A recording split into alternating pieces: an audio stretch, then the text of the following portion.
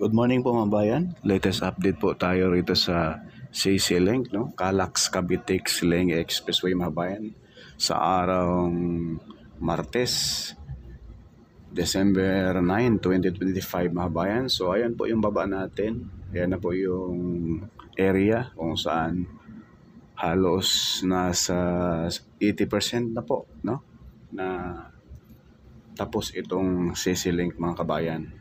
So, ayang baba natin, dyan na po ngayon ang full blast ang paghukay at pagbuhos dyan sa mga poste nitong Calax Cavite Link Expressway mga bayan.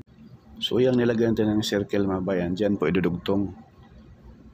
Dyan magsanga, papunta rito sa Cavite, yung may araw din.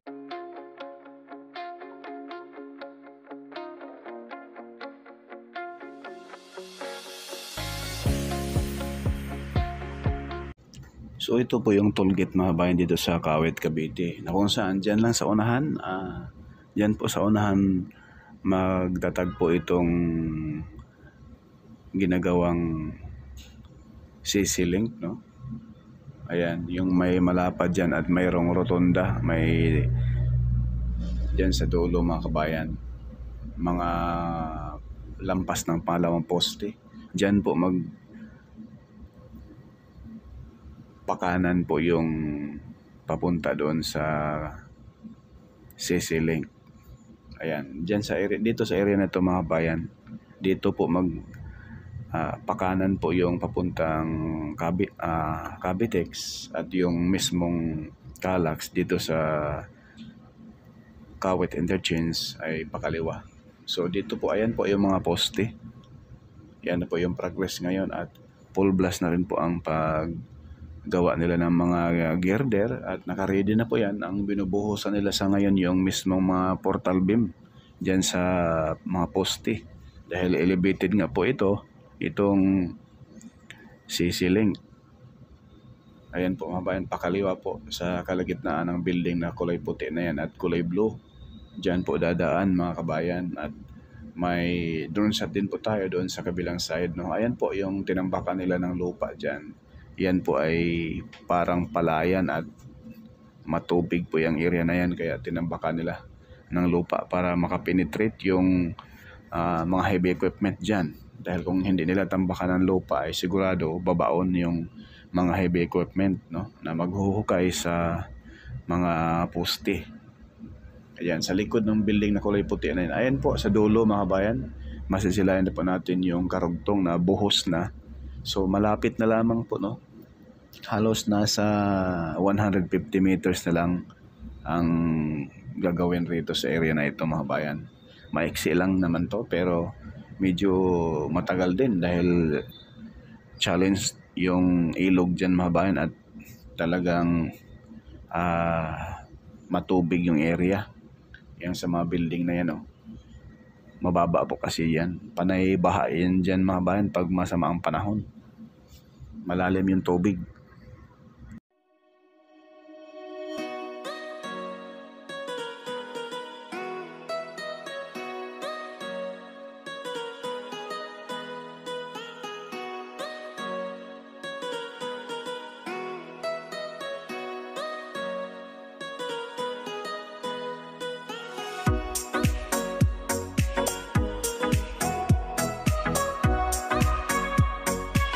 Yan, ito yung tollgate sa Kawit, Cavite mga bayan. Dito po nagtatapos yung Calax, no, na nagsisimula doon sa Binyan, Mamplasan, no, Mamplasan, Binyan, Laguna. Ayan po, dadaan rito sa gilid mismo ng Future Mega City, no, itong Ibo City sa bandang kaliwa natin. At yung building na sobrang lapad dyan sa harap natin, ayan po ay Ayala Mall na ngayon ay full blast na rin po ang pag-construction. So ito po sa gilid ng Ayala Mall mga bayan, para hindi kayo malito, dyan po yung entrance ng kung ikaw ay papasok sa Calax papuntang Laguna, papuntang Pansol, no, papuntang South Luzon Expressway. Ayan po yung malapad din po na daan dyan. Yan po yung Centennial Road, yung pakalawa papuntang Tansa, papuntang Antero Soriano Highway. Ayan po, na kung saan dyan din po sa Antero Soriano Highway idudugtong yung future na Bataan Cavite Interlink Bridge kung mapagawa ni Marcos. Parang dehado, 2 taon na lang siya sa kanyang panunungkulan, mga bayan. Hindi pa niya naumpisahan yung Bataan Cavite Interlink Bridge. So ito na po yung buhos na, no? Patapos na po. Ayan po, may mga asahan natin ay ang mga column na yan, buhos na yun, mga bayan. May mga portal beam na. Pagbalik natin dito, baka buhos na rin po yan. So ayan na po, mahaba na po yung nabuhusan. Napaka kinis gumawa itong EEI, no? Tsaka Liton, mga bayan. Ayan po. Yan na po yung haba, mga bayan, ay malapit na po ito matapos, no?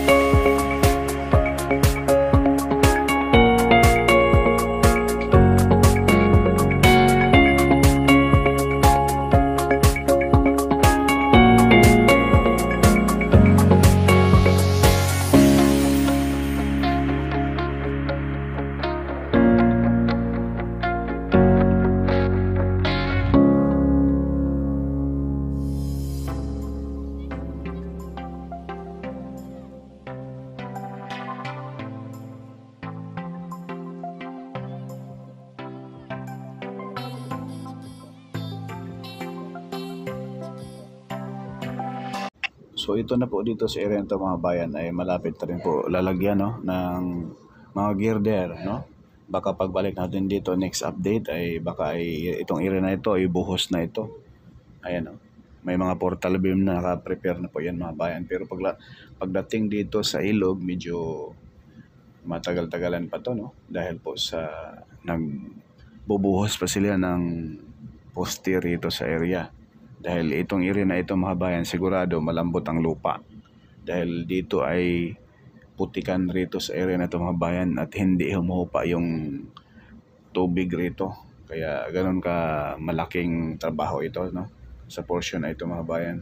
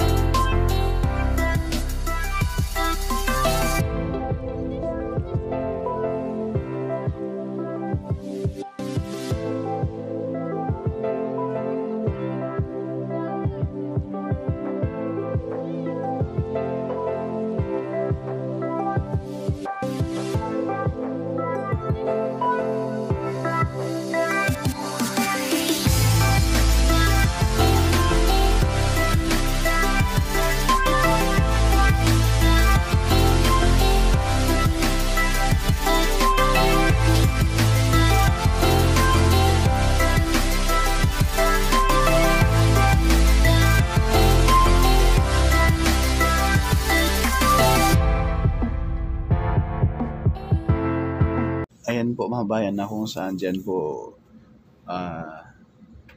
pakanan po itong ceiling. Kaya po, yung may mga portal beam na rin po pala. Nabuhusan na rin po mga bayan. So, ayan po yung alignment, no? Dito po sa kalagitnaan ng kulay blue na building at kulay white. Dito po tatawid yung mismong ceiling. Ayan. So, asahan po natin once na ito'y matapos na mga bayan, baka itong Calax matapos po ito sa last quarter ng 2026. Sigurado na po yan mga bayan. No? Yung area na yan. So, ayan po yung baba natin ay malaki ng progress dahil last update natin wala pang portal beam yung area na yan.